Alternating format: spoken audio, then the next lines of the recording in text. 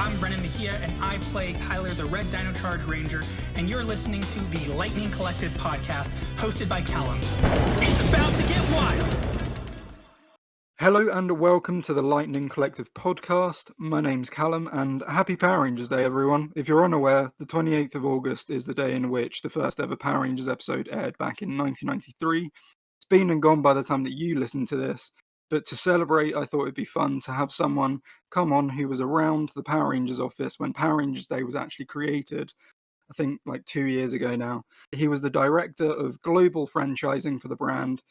His name is Jason Bischoff. How you doing, man?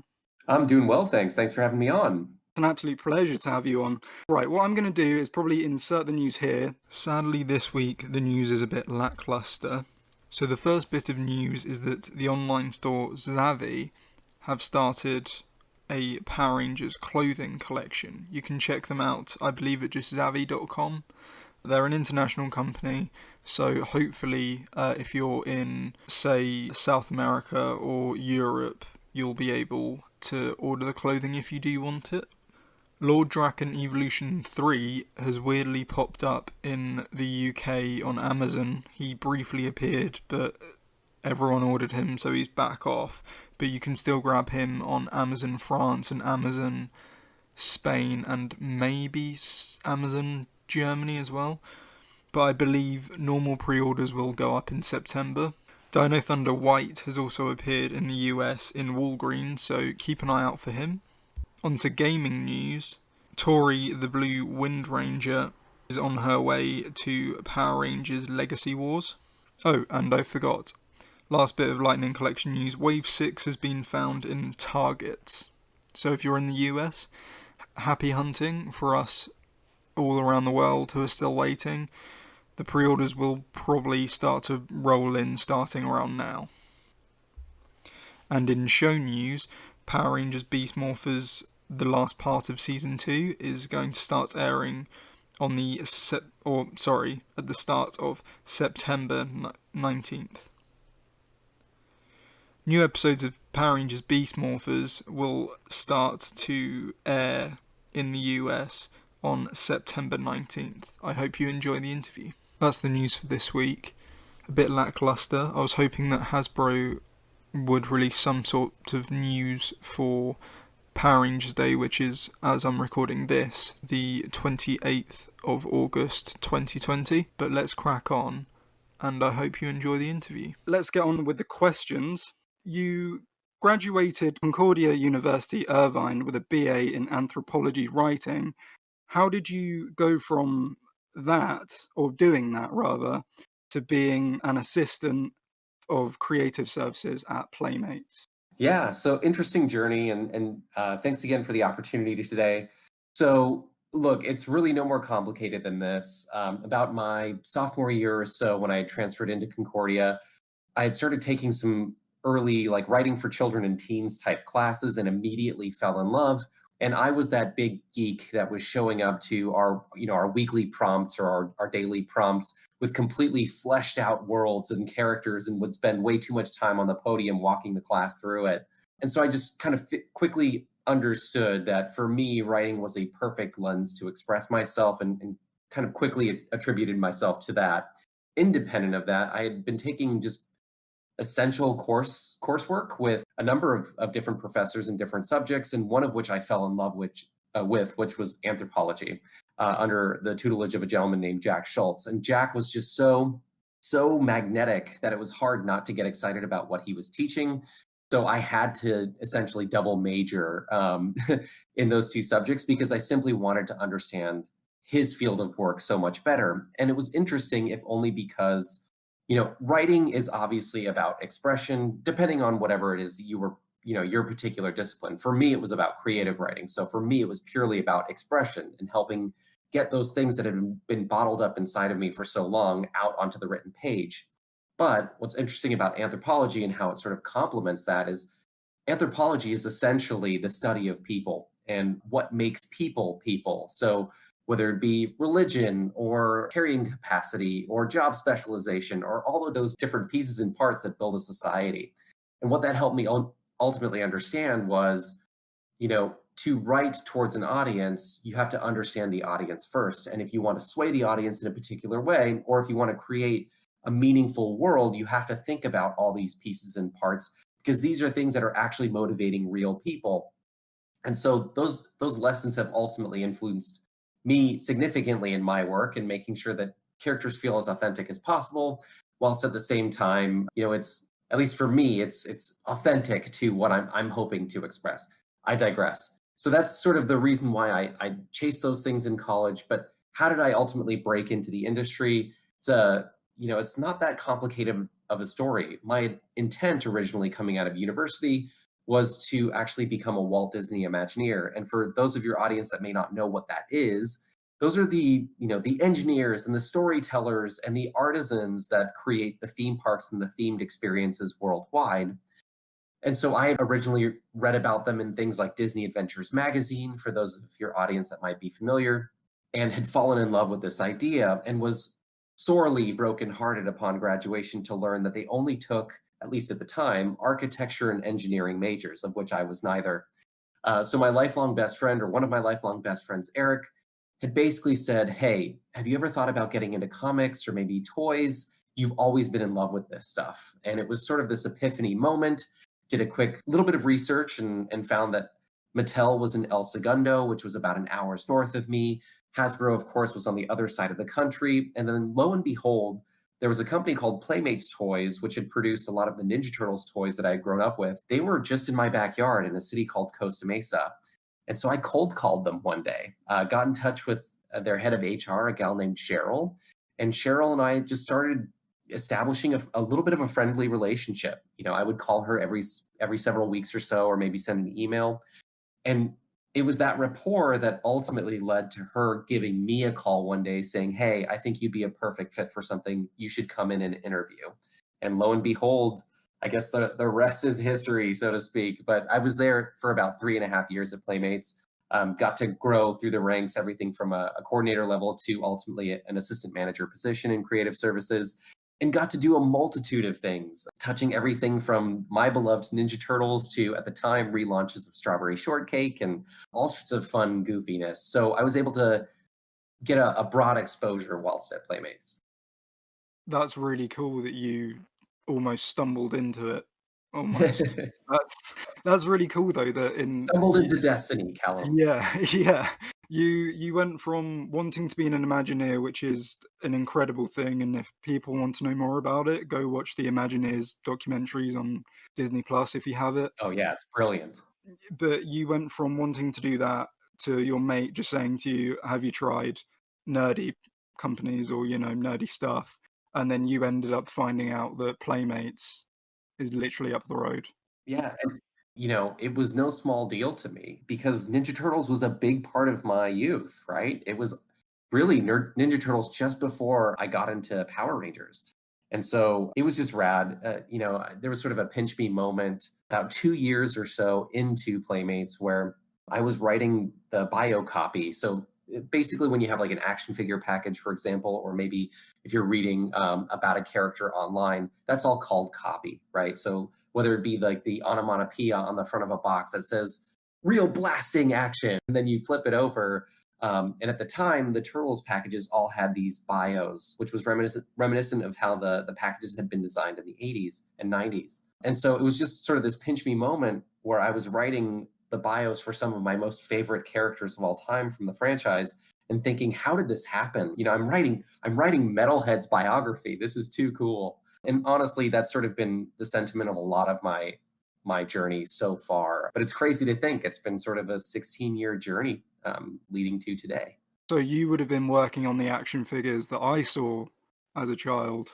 It's very likely, yeah. I was working originally on the 2003-2004 reboot. So it would have been the Fox Kids not Fox Kids. It would have been the Four Kids reboot. So it was still the 2D animated series. And it's still well loved and well praised by a lot of fans because it was quote unquote so authentic to the original source material.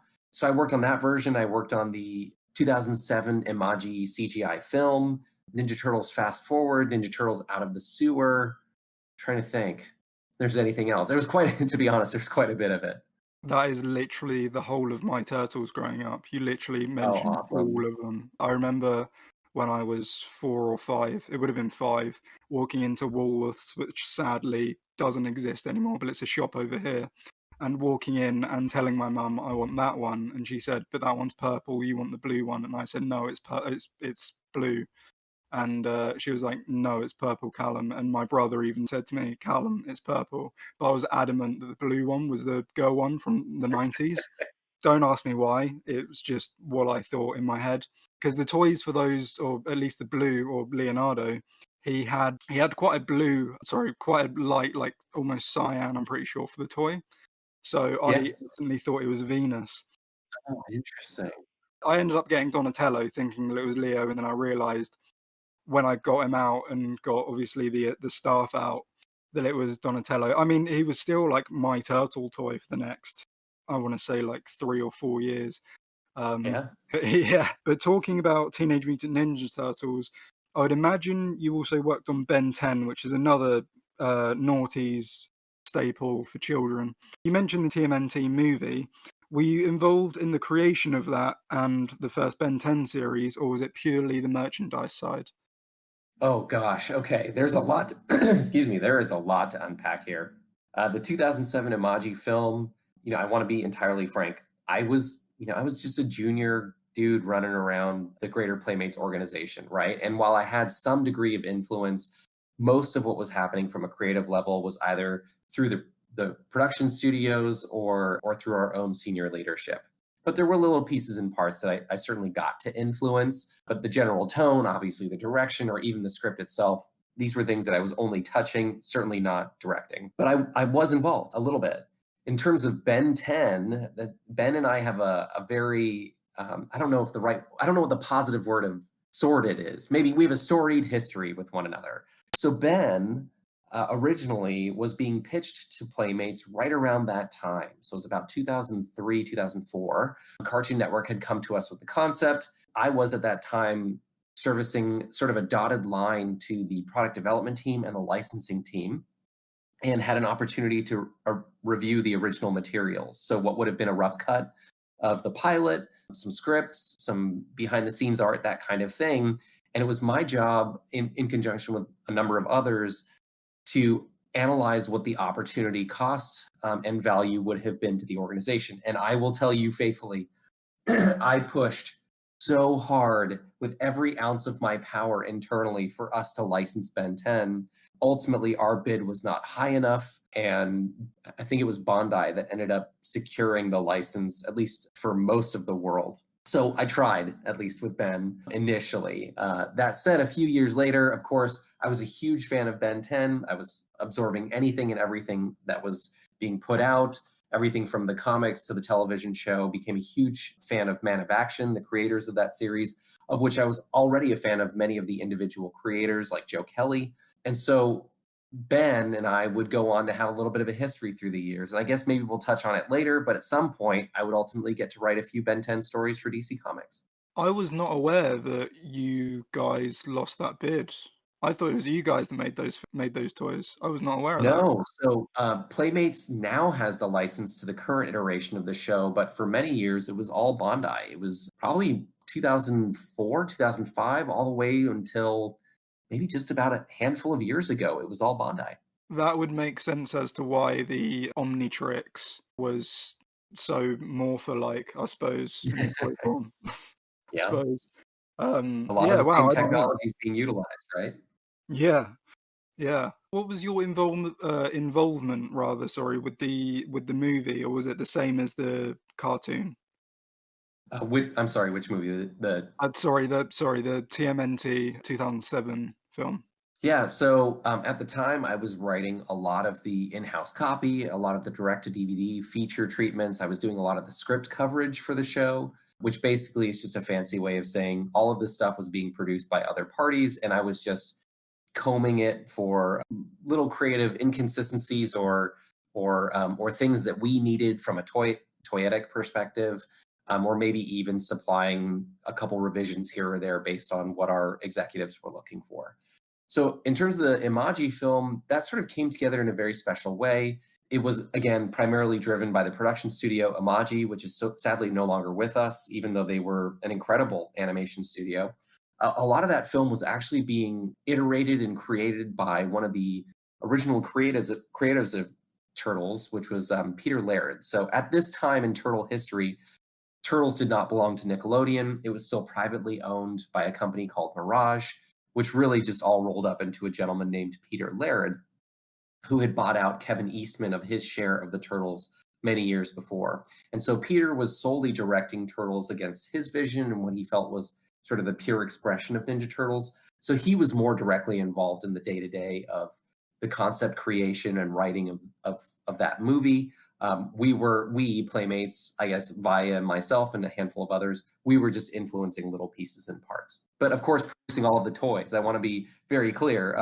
We were, we were intimately involved in the product development, and in many respects, I was overseeing the entirety of our creative services for that brand. So all of the packaging, or in many respects, like the biography copy, or how the figure was even posed in a blister card, all that stuff would have rolled to me. Did you ever meet Peter Laird? I didn't. So Oh, I will say, though, I did hear a number of stories. None of the bad ones I will repeat today. And truth be told, they were not bad so much as how do I describe this? Peter was a very recluse kind of gentleman who liked to do things the way that he liked to do them. So, he was eccentric, I guess is the best word. I never got to meet Peter, and sadly, I never got to meet Kevin either, who became more involved with the brand as it would go forward. But it's hard not to recognize that he clearly created something that moved pop culture forward in a way that I think we all envy, right? yeah, absolutely, yeah. From Playmates, you moved over to Blizzard. I will be completely honest here. I'm going to go out of my depths. So if you say something, I may not understand it. The company is responsible, a huge part of PC gaming back in the noughties with World of War, or even now rather. So with World of Warcraft, Diablo, and StarCraft, you stayed there for quite a long time, being 8 to 9 years. What was it about Blizzard that really resonated with you? Sure. So first and foremost, the way that I got into Blizzard was I got a call basically from one of my lifelong best friends, gentleman I've known since I was 6 years old. His name's Brian. And Brian had basically capped out on what he felt was going to be his contribution in entertainment. And he wanted to leave it entirely and become a world-class firefighter, of which he has achieved that dream and in some cases exceeded it. But he was looking for somebody to backfill him at Blizzard in a fledgling department of licensing, which at the time was sort of unheard of. There really was little to no video game licensing, at least from a consumer products perspective, happening around 2006, 2007. And it's hard to take that. It's hard because today we sort of treat it as tacit. We just assume, the world's biggest video games are as competitive for people's dollars and attention as the world's biggest studio IP. That's the reality that we live in now. It just wasn't the case at that time. So Brian had invited me to come in and interview with a variety of different folks, and lo and behold, I ended up leaving my station at Playmates to take on the good work of building something from the ground up. I had grown up with things like with Warcraft 3 and felt like, hey, there's an opportunity here to really get involved and do a lot of things outside of my current specialization. And I think that was the thing that drew me most to Blizzard. Was it was an opportunity to step outside of myself, to step out of my core competencies and take on a lot of different hats, business development hats, and kind of get more aggressive about my licensing hat. And just to say it plain, I was at Blizzard for shy of a decade simply because it was a really wondrous culture of incredible people, and incredible opportunity. And I got to develop businesses overnight and create direct-to-consumer businesses and work on comics and statues and action figures and travel the world. I mean, it really was an adventurer's club of opportunity, certainly at that time. And so much of it was being afforded by the studio's successes with things like World of Warcraft and its various expansions, and the relaunch of StarCraft under StarCraft 2 and Diablo 3, and then ultimately sort of my prized pearl, if you will, Overwatch. So Overwatch, of all things, was very much so the world within that vast array of worlds that resonated most with me. And I had seen it go from a concept 7 years prior to its launch to ultimately its final expression, which would be my last title there. I would leave just a couple months shy of the game formally launching. But it was just, it's hard not to get excited and still get excited about Blizzard. I love the people, still love the people, and was grateful for every single day there. But sadly and triumphantly, it would come to a close in spring of 2016 because I simply got a call from Zordon. It was a call I could not ignore. Before we move on to Power Rangers, you mentioned Overwatch? Are you the reason as to why Hasbro got the license for that, or was that something they were already looking at, and you just sort of were there for the ride? Yes and no. I think, Callum, we could fill hours worth of things that, of conversations that I was a part of maybe ahead of its time or after. It's just, we'll leave it at yes and no. So Okay. I was originally pitching Hasbro on the license back when the project was still called Project Titan, well before it had become Overwatch. And even for a few years after that, we were still pitching Hasbro on the idea of them getting on board for Overwatch. And at that time, Hasbro was an organization that was hard focused still on kind of the big tentpole stuff. They were focusing on things like Star Wars and Marvel, rightfully so. And there was perhaps no room in the coffers for something like a big time, or maybe even, by their opinion, an untested video game series. So I certainly laid the groundwork. I didn't sign the final deal, but yeah, I guess I was involved in some capacity for a few years worth of time. Okay. Thank you. I will say, though, that I did sign the original Overwatch deal for Funko, which kind of connects to today. But I'm not going to jump that far ahead. Suffice it to say, I did sign that original deal. Okay. Well, yeah, we'll get onto that though in a moment. So, yeah, you mentioned Zordon. With Power Rangers, you joined Saban Brands in 2016, just before Power Rangers was back in sort of the public eye with the new movie, video games, and comics. Did you have any idea at the time what you had signed up for? Yeah, I did. So in 2016, I had been approached by a dear friend, an industry friend who was working at Saban. He felt like I would have been a natural fit to help them get to that next level of turning it into a proper, well-rounded consumer products business. He knew I had a huge amount of love and respect for the franchise. It was something that I had connected with, or it's something that I had maintained basically for the entirety of my life since being exposed to it in 93. I'd watched every season, and I, in many respects, talked to my friend who had been working at Saban on numerous occasions about, hey, I love Rangers, keep in touch, that kind of thing. So starting in February of that year, I had hopes, dreams, and aspirations for the franchise, things that were well beyond where it was at that time, and was grateful to find like-minded people on the inside. Admittedly, I don't think, I a vision for this stuff, and I'd met other people who had a vision for this stuff. I don't think any of us could have appreciated the sheer volume of work it would have taken to get to where we got to. Nonetheless, the multitude of business interruptions and hiccups and those kinds of things that we had no influence over whatsoever. But I will say that I had originally left Blizzard and stepped into Saban with an intent to do great things and make great art with and through the Power Rangers franchise. And I'm very grateful to say that, with such a mission statement, I think we touched the surface, or at least we landed on that moon, and hopefully it's set up for some really great things going forward. But yes and no, I guess, is the answer. Is yes, I had an aspiration, and no, I could have never imagined the sheer volume of what it would have taken or what we could have accomplished in the short time that we were all together on it. Were you and the team, or the team that you were a part of, were you responsible for bringing Go Go Power Rangers to life, or was that a Boom idea, or what happened with that one? Because with that series for me, it holds a special place because that's what got me back into Power Rangers. Were Were you involved in that? That coming to fruition, or Yeah, very much so. So the way that I like to say it is, at least from a comics perspective, I read issue 0 on the stands as a fan. And then a month later, I was working on issue 2 because we were just starting to get the core series, Mighty Morphin Power Rangers, up to snuff, right? That being said, very quickly, we found that in Kyle, through Boom, through a handful of other artists at the time, it was like Hendry, we were creating something greater than our pieces and parts, something so much greater as a whole.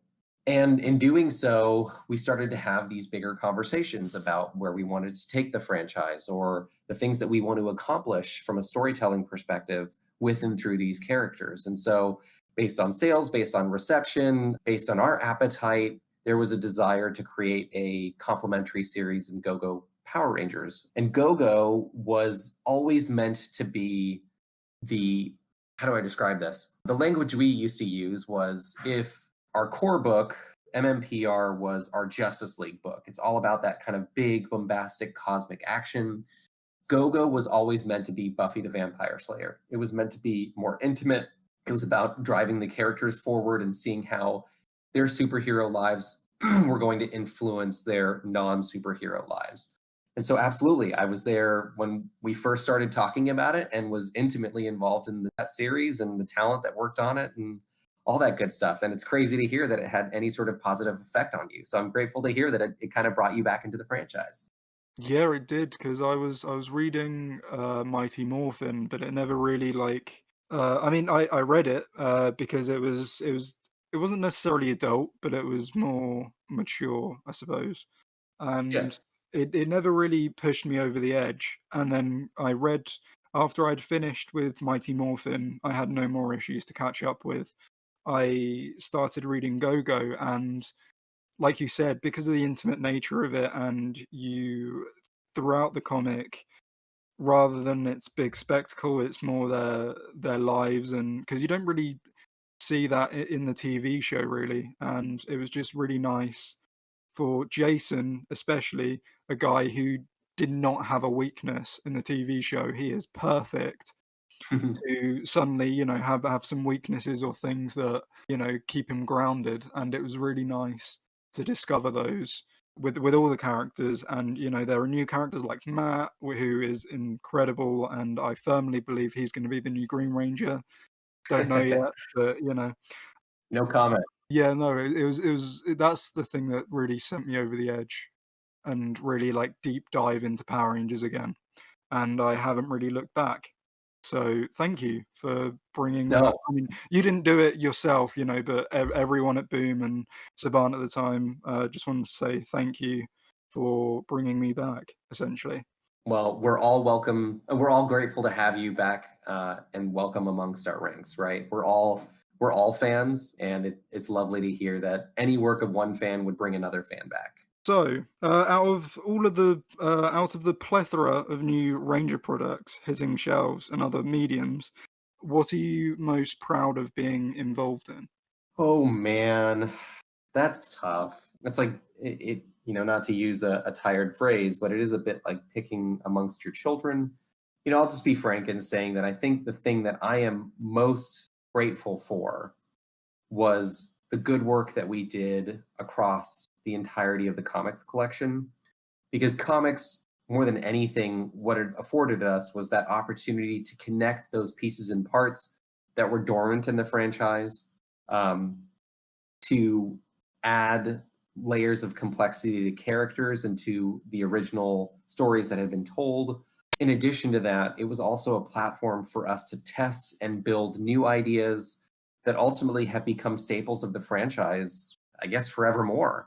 So when we stepped into the sort of the writer's room, I guess, for lack of a better word, in 2016, some of the things that we knew is we needed to define a little bit more about what made the Morphin Grid, what the Morphin Grid even was, how it worked, and how we could make it not only connective, but sort of, I'm at a loss for words here, but basically not only connective, but consistent with all its different expressions across the varied TV seasons. So the comics really gave us that chance to build new things and test new ideas and also draw old ideas together. And it's so crazy because there's been this collateral or domino effect from the comics ever since. So big ideas that we were playing with in the book were ultimately bleeding into the television show, and then in many respects influencing what is now currently on air, Beast Morphers. Same thing from a video game perspective. You know, a handful of characters that we had spawned in the books then became video game featured characters in things like Legacy Wars and then Battle for the Grid. And then suddenly it became a much bigger expression. You know, Draken's a perfect example, or Shattered Grid I'll use as a perfect example. We had created a moment in time. We felt it was a franchise moment in time that was worth celebrating, and then ultimately found ways to express it not only in video games and doing the short for YouTube. So the comics, I guess more than anything, are certainly a pride point because it was the catalyst to so much else that came after it. And in many respects going forward and forevermore, a lot of that foundational work that we did in the comics are the kinds of things that will really kind of hold the franchise together, arguably for the next 25 years. And hopefully we see a lot of those characters cycle in and out and return, and maybe even see some of them jump into the live, you know, the live action space.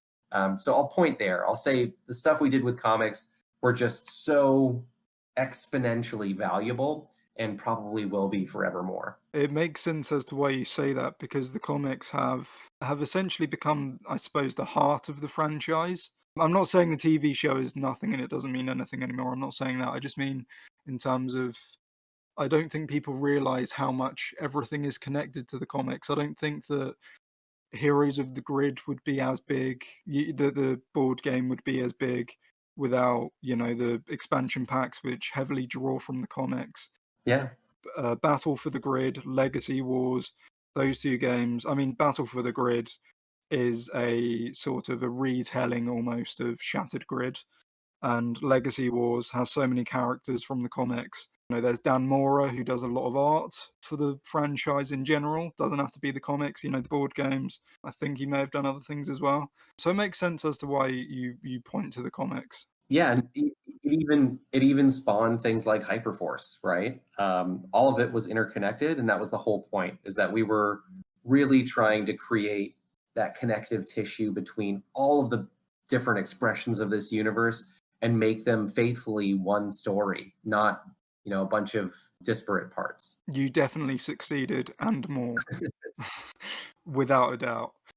I don't think Power Rangers has been this connected ever, to be honest, you know, because it's always been seasons usually stand on their own, maybe like one crossover if you're lucky. I think that what you guys did back in 2016 was just incredible. Or at the, you know, it started with 2016. Obviously, it's grown now, but yeah, what you did back then was fantastic. In 2018, Hasbro and Saban announced Hasbro was buying the property, and a brand new show and toys were coming out in 2019. What were your initial thoughts on the acquisition? Sure. Well, maybe to paint a picture, we had several months before made the decision to transition out of Bandai and ultimately to Hasbro as the master toy licensee, right? So Saban was still very much so in control. And we were excited about that future because it really gave us an opportunity to build something new that wasn't dependent on 25-year-old relationships. Maybe break some conventions, change things up, leverage the latest technologies or the things that were working for Hasbro. So we were really excited going into Toy Fair of 2018. And then several months later, once we had sort of found a kind of groove between our two companies, I was actually in Hawaii at the time on vacation. And I'll say this, I don't take vacation very often, but at that time it was a well-earned vacation, and received a call from my boss that, you know, there were changes coming and to be prepared. And so admittedly, when the first reaction was fear, right? What does this mean? Is Saban going to be acquired outright? Is everybody going to have jobs? Is everybody going to be okay? And then independent of that, it became a conversation of, okay, well, we're going to weather this and figure it out. And what followed, and I don't know if I've ever shared this before, but what followed essentially was, as soon as I got back from vacation, that Monday, the entirety of the company, which was about 80 5 people or so were brought into a room, and we were told that the entirety of the operation was going to be shutting down in roughly 60 days, and that there were people that were on site from Hasbro that would be interviewing about 30 people, and everybody else was going to be receiving their notice. So it was, initially it was born of fear, and then excitement, and then fear again. And so, I'll say this plain, that was a very tumultuous time, emotionally, personally, because just a couple years prior, I had given up tenure in a very stable video game company that I had loved to come and do this thing and do it right and break the mold both of myself and of the franchise.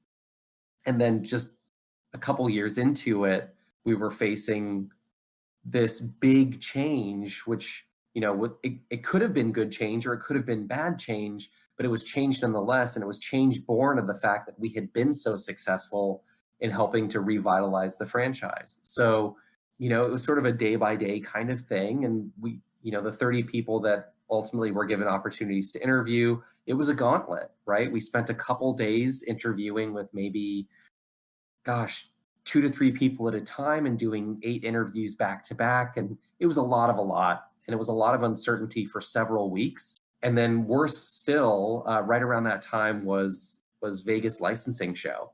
And so we were still expected as Saban to go to that show and represent the company, even though all of this knowledge was public that the company was ultimately shutting down. And many of us were going to that event not knowing whether or not we had jobs waiting for us in just a few short weeks' time. So it was a lot. And I'm grateful to say that, at least for myself and a handful of other folks, we were selected to be part of the transition team to go over to Hasbro. But admittedly, it was a roller coaster. I remember, I think it was in 2018, maybe February or something. But I remember when that news hit, and no one. I remember on. I think I read it on Toku Nation, I think. But no one, like, in the thread in the comment section, no one was hateful. Everyone was just really sad about the news that it was going to be closing. Everyone just sort of said, "I hope everyone there is all right." No one was focused on the brand or anything. No Yeah. one cared. Everyone was focusing on the people that actually worked there. A lot of the people commenting, I would imagine, met you guys at like Power Morphicon or other conventions. Yeah, and that was the tough thing too, is we certainly at the time we were so dialed into a lot of the social listening that we could see all of that positive sentiment, but ultimately couldn't comment on it for as much as we would have loved to, right? Because we didn't know about ourselves and we didn't know about each other. Thank you for that answer. That was very educational because people often think that huge brands often are perfectly fine, and there's no worry in them at all, when in reality it can be like that. So thank you for talking Yeah. about that. You were with Power Rangers for 3 years. You decided to, I suppose, hang up your boots and move on. Did you feel like you did everything you wanted with the brand? So I'll be frank, and I feel like I'm saying that a lot, so forgive me. It wasn't my choice to leave, right? In what would have been, I guess, March or end of March of 2019, Hasbro was undergoing a number of restructures. This had been a rolling number of restructures, all in anticipation, I guess, of the acquisition of E1.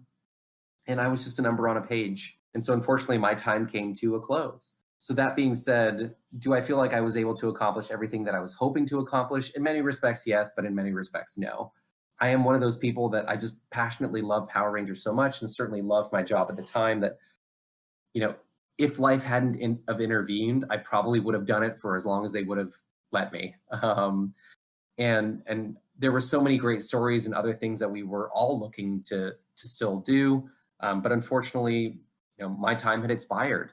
So in that respect, no, there are things I absolutely would have still loved to have done. But I will say, though, that upon leaving, and certainly in retrospect, I realized that we accomplished so much that I'm very pleased with what we were able to do in that time. And I know that, as I alluded to earlier, all of that good work has an impact and will have an impact indefinitely. So, yes and no.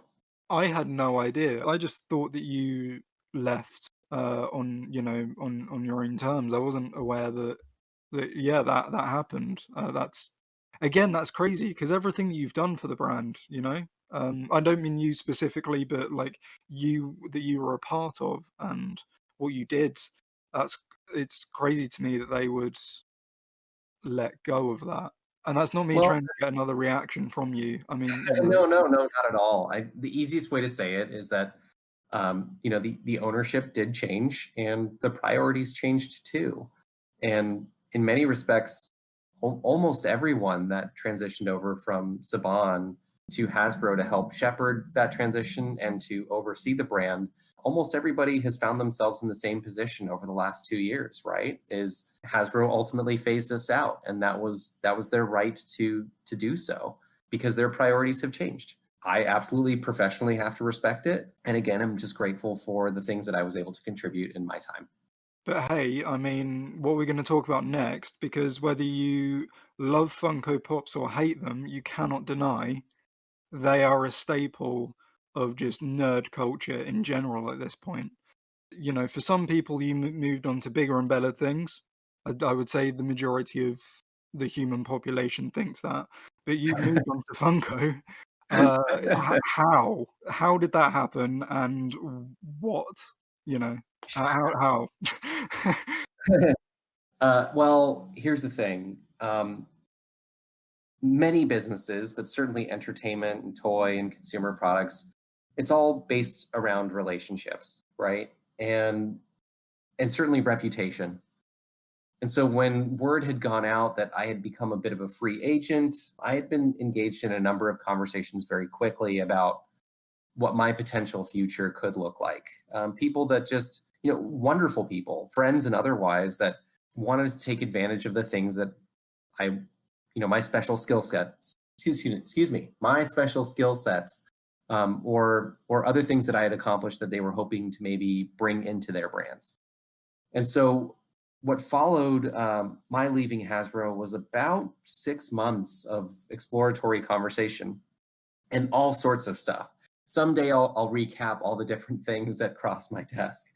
But one that really stood out to me was my good friends over at Funko, most notably a gal by the name of Dolly, who oversees the entirety of licensing, and then Brian, who's the CEO, right? And arguably one of the founders. And those two folks just they were committed and they wanted to bring me to Funko in hopes of me bringing something to the greater organization. So we were originally engaged in what I will now call a top secret project. And that's what they originally had brought me in for, of which I worked on for the better part of 6 months. And then COVID hit, right? It really was no more complicated than Brian saw something in me, Dolly saw something in me, and I am grateful every single day that they were willing to reach out and say, hey, we would love for you to be a part of this. Because Funko has proved to be really a culture of camaraderie and people that really care. I mean, we're working on things, we're talking about 1,300, maybe more active licenses, everything from the world's biggest studio tentpole IP down to the Morton Salt Girl.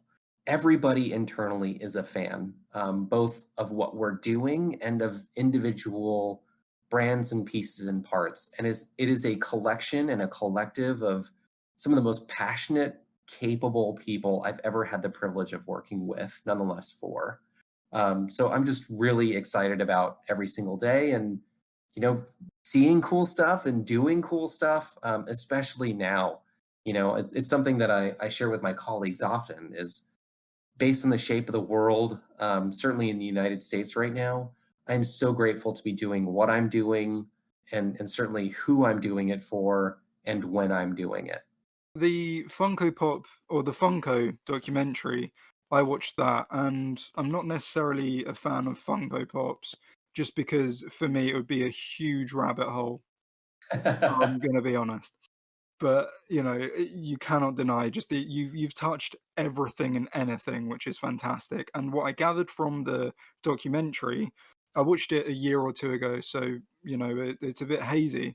But just watching it, it was just so enjoyable, and just everyone in that documentary, from the fans to the people who actually worked there, like you said, you're all fans and you all enjoy doing what you're doing. Were you a fan of Funko before you joined, or did you take it on and then, sort of, yeah, become a fan? I was certainly already a fan. I wasn't directly collecting. I had maybe a couple pops and maybe a few other stylizations just based on characters that I've loved forever, like Batman. But I was certainly a big fan of the company. And speaking earlier to my Blizzard days, I had signed some of the original deals with Funko for Pop back in some of its earliest of days. So like World of Warcraft and StarCraft, and ultimately what became a very massive line under Overwatch. So yeah, I was a big fan of what it was, what the collective was, and I've certainly become a bigger fan both of the product lines and certainly the organization and the people here since joining. Okay. Yeah, no, that's a really good answer. That's all of my questions, but I asked audience members if they have any questions of their own. Not all of them are gonna be said, just because some of them I felt were too intimate and really no one's business. Okay, I'm an open book, and you're welcome to reach out over Twitter, and I'll do my best to answer. If people are interested in the real nitty-gritty, and if Jason feels comfortable, he's on Twitter or Instagram at Shadow Piper. So if we didn't answer your question today, please reach out. Yeah. The first question is from my good mate Josh, who done the graphics cards for me and everything. He says, "What advice would you have for young people looking to get into the toy industry today?" Well, hello, good mate Josh. Great work, great work on your graphics. Your stuff is incredible. So what I would share is, I sort of share this advice maybe once a year or so. Everybody wants to know how to break in, and the reality is there's no one way to break in.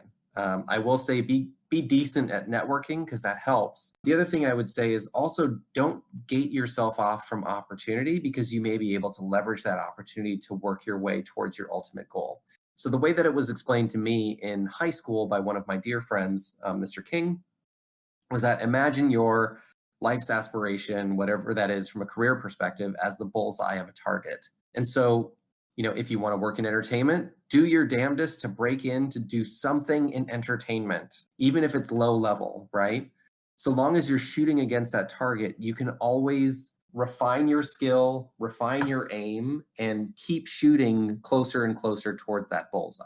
But don't expect to hit it, certainly not on the first draft. So that would be my general advice is if you have a desire to work in toys or entertainment, do everything in your power as an entry-level person or otherwise if you're shifting careers to do something in that realm in hopes of leveraging that experience to ultimately serve as a lily pad to the next jump. And the only other thing that I can say is say yes a lot. People will ask you, can you do this? Or would you be capable of finishing this off for me? Be hungry, right? And I don't want to paint this portrait that I'm like some jack of all trades who's constantly hungry and is desirous of more or even worthy of more. That's not what I'm trying to say. What I'm trying to say is have an open mind, shoot against the industry that you're hoping to land in. Be willing to do more in hopes of always leveraging and always working your way towards that center goal. That is solid advice. Yeah, what you were saying about saying yes, you're not going to get anywhere if you say, "Oh, I don't know." If someone says to you, "Oh, can you do this?" and you go, "Oh, I don't know," they're going to Yeah, immediately turn off you. So just say the, yes the and then figure it out later. exactly. And on that same token, don't expect to land the thing that you want right out the gate. If you want to be a creative director, that's awesome. In many respects, it takes several years to become a director level. So be willing to take, whatever it might be, an associate level or an entry level position that's at least within the industry, show people what you can do, and then, again, work your way towards a creative director position. These things, people aren't creative overnight and opportunities aren't created overnight. And inversely, don't stage gate yourself from real opportunity by thinking you have to hit the bullseye or nothing. People people climb that ladder just like anything else. Or excuse me, people climb the ladder in entertainment just like any other industry. And you got to start somewhere. So don't shut yourself off from that opportunity. And inversely, I guess I'll also say don't shoot against the wrong target. You know, if you really want to work in entertainment, don't go pre-med. Don't work at don't work at a machine parts company. Sure, you can use that experience to try and leverage it for a comparable position in entertainment, which you absolutely should. But yeah, shoot against the right target, even if it's on the fringe, because you can always work your way center. Awesome, thank you. The next question comes from Cosmic Ranger. They ask, what's the one figure you wish you brought to life but couldn't? Oh man. Okay, so that's probably twofold because many of the figures that I had mapped out and worked on are either coming out or in the process of coming out. So I have to be careful here. So today's date is August 26th, 2020. A lot of the things that I had already mapped out have come out. There are still many more that have not yet come out. So based on what's currently available, I will say that I would love to see a Dino Charge Dark Ranger realized in the Lightning Collection, as well as the original Fox movie White Ranger. So the Mighty Morphin Power Rangers film White Ranger. Now the latter of which is probably going to be extremely difficult to do because Hasbro does not own those rights, but it's certainly a wish list item for me. When you said Dark Ranger, my face lit up. I want him so bad. You have no idea. He's just got such a cool design. It's so cool. You said about the rights, so does that mean Disney owns the rights to the movie? I suppose they do because Fox is gone. I suppose they do. Interesting. Obviously, you can't comment on that because, you know, that's something that I picked up on. Right, so next question. J_King64. What was your favorite episode that you got to shoot or be a part of? Oh, gads. Interesting question. So I was more intimately involved in the team behind Beast Morphers, and I do want to emphasize it's a team, right? Everything from a showrunner to the actual production team. It's just my small piece and part that was more involved from a franchise perspective.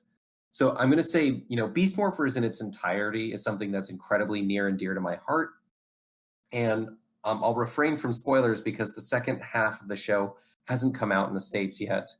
But the reception internationally has been very, very positive for a lot of the deep lore and cuts and connectivity that we baked into the show. So Beast Morphers it's a very unfair answer for me, but I'm going to point to that. The other thing I'll point to is Dimensions in Danger. Getting to actually pitch and get the Master Morpher into the show was a big deal for me. So yeah, I'll say that. Yeah, that's a fair answer. For the rest of the world who have seen the second season, or you know, the last half of the second season, you know what Jason's talking about. So yeah, yeah, no, that's a good answer. Right, yeah, that's it for the interview then today. Thank you so much for coming on and sharing your journey with everyone listening. At least for me, it's been very informative, and I hope everyone, at least, they got something out of it. But yeah, thank you so much for coming on. Oh, it's my great pleasure. Thank you for the opportunity. And to everybody out there, please don't be shy. Come say hi on my socials. You can find me at Shadow Piper, and I'm usually pretty communicative, especially with the Ranger community. So don't be shy. And yeah, I may even have some surprises landing for the back half of the year that I'd love to talk about. So come on round. Well, maybe we can have you back on then. I say it's no one else. But yeah, maybe I can get you back on then to talk about them when they're revealed and, you know, shown and whatnot. That would be really cool. That sounds awesome. Please do follow Jason. So thank you so much. Thank you for the opportunity. Take care, Callum. Thank you guys for listening. I just want to say another huge thanks to Jason for coming on. While cutting the interview, I realised there were questions that we didn't really get to, or there were things that we didn't really cover. Those being Power Rangers Hyperforce, what he did on Ben 10, because he mentioned writing, and just actually anything that he's written we didn't really touch upon. So in future, if he does want to come back on, I'm sure I'll find a reason for him to. But that would be really cool to touch on those things. Thank you to Josh Steele for creating the cover art. His Instagram is a basket of kisses, and website is joshsteele.co.uk. Also, a huge thank you to Frankie Waters for putting together the intro and outro. His toy photography Instagram is at figure_lens. You can find me at instagram.com/lightning collection, twitter.com or at PRL Collective. Once again, thank you for listening, and I hope you really enjoyed it. This is going to be me signing off, so thank you and bye. You've just been listening to the Lightning Collective podcast. Have a great day.